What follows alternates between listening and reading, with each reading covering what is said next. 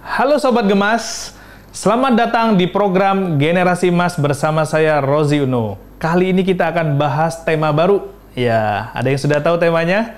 Hari ini kita akan belajar tentang kenapa harus emas. Jika Anda saat ini sudah menyimpan emas, keputusan Anda sudah tepat. Tapi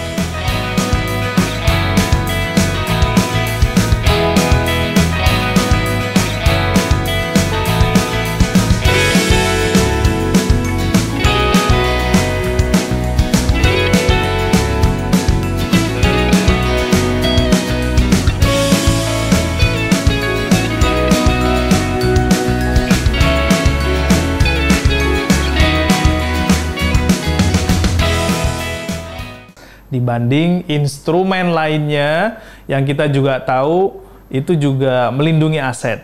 Kita bahas lebih detail ya. Tema kita hari ini tentang kenapa emas. Ya.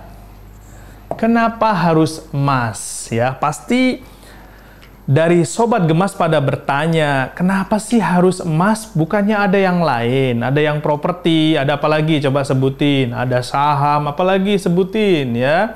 Apalagi forex misalnya, apalagi ya. Beli tanah ya, itu termasuk properti ya. Beli tanah, beli rumah ya. Dan kenapa harus emas ya? Nah, di sini kita akan bahas lebih detail lagi tentang kenapa harus emas. Ini membantu wawasan tambahan bagi Sobat Generasi Emas. Oke, sebenarnya perlu Bapak Ibu tahu semua bahwasannya di luaran sana alat instrumen investasi itu banyak macamnya. Ya, ada orang yang nyari aman, deposito. Ya, deposito itu berapa persen, ya kan? Pertumbuhannya sekitar sekian persen, yang notabene-nya masih dipotong pajak, kurang lebih 7% ya setahun. 7% setahun masih dipotong pajak, dan itu juga riba. Bagi kita yang umat muslim tentu nggak mengambil opsi ini ya.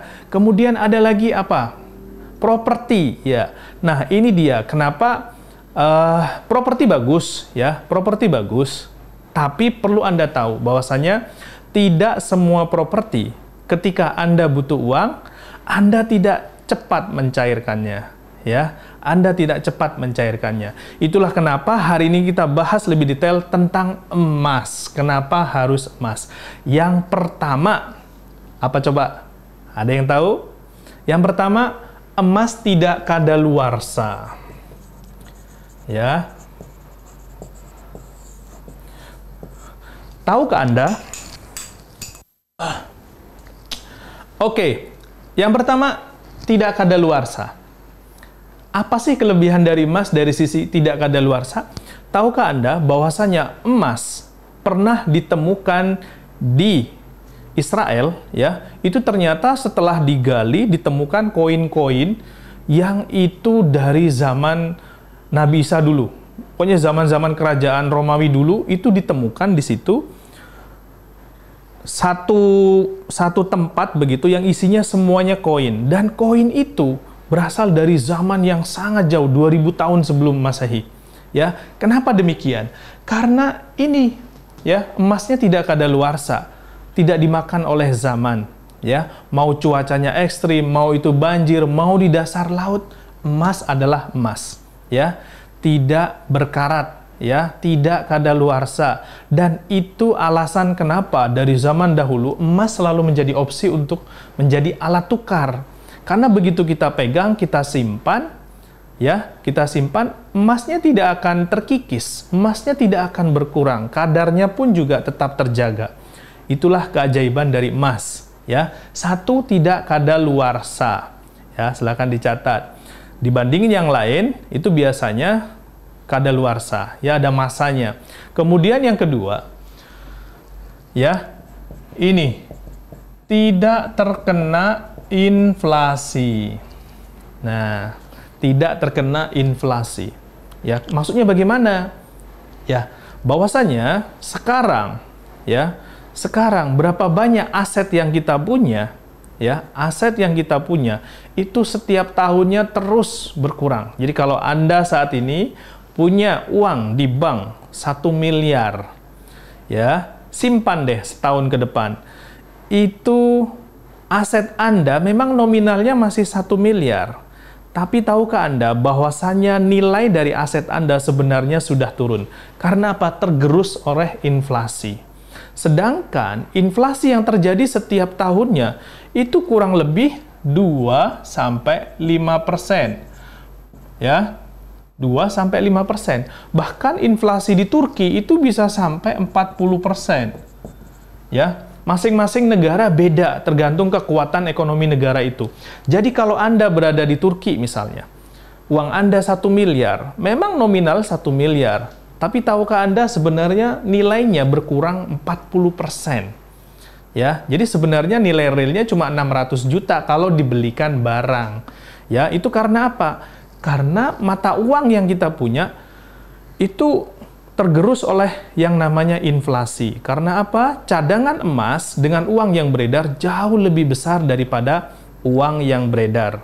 Ya, itu. Maka emas sendiri tidak akan tergerus dengan yang namanya inflasi ini. Kenapa? Karena tadi dia harus melalui proses tambang. Sedangkan uang yang beredar itu tinggal cetak saja langsung jadi.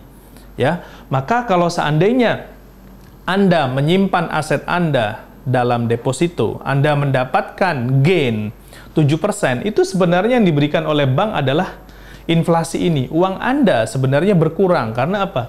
Dari deposito yang Anda bayarkan, dari deposito yang Anda dapatkan sharing profitnya, sebenarnya bank itu membayar inflasi ini.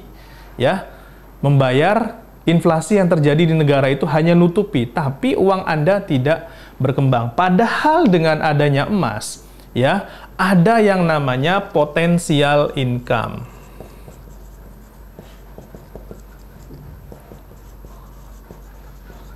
Nah, apa sih yang dimaksud dengan potensial income? Ada yang tahu?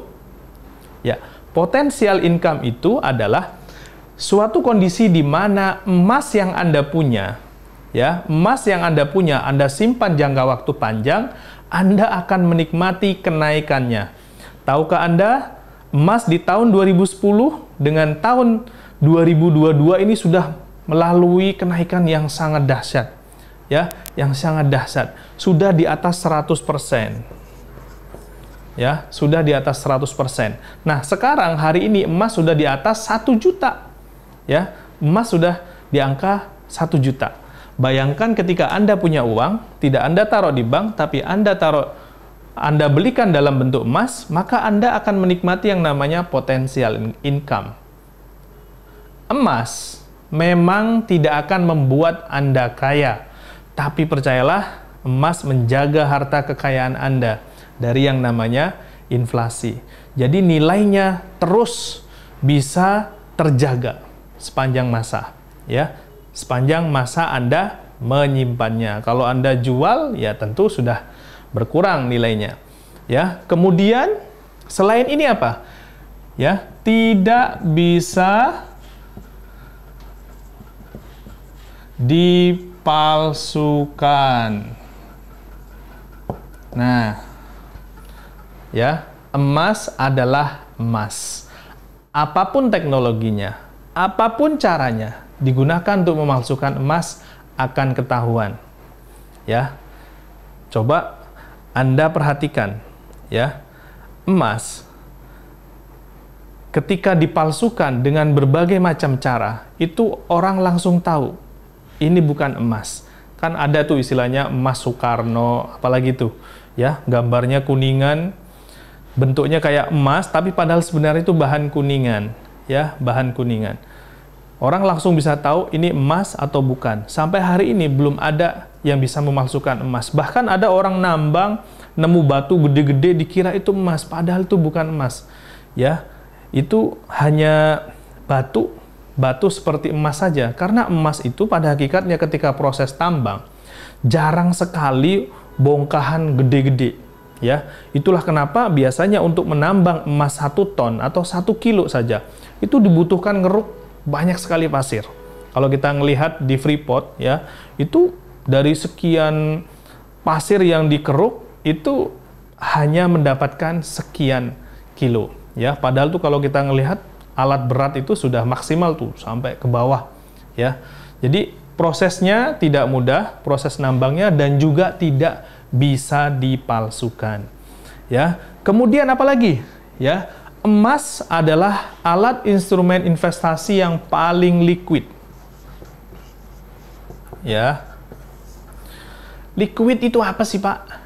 Nah, liquid adalah ketika Anda membutuhkan dana, ketika Anda membutuhkan mencairkan emas Anda, maka bisa dipastikan semua orang mau. Bandingkan dengan instrumen investasi yang Anda pilih, properti. Memang properti itu jangka panjang, tapi proses jualnya tidak semudah emas, ya. Anda butuh, Anda bisa langsung dapat uangnya, ya. Liquid, mudah dicairkan, cepat sekali dicairkan.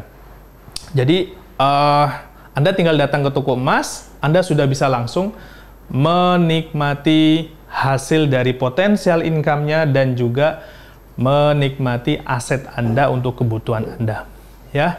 Kemudian yang terakhir, emas akan untung jika disimpan dan diperdagangkan, ya.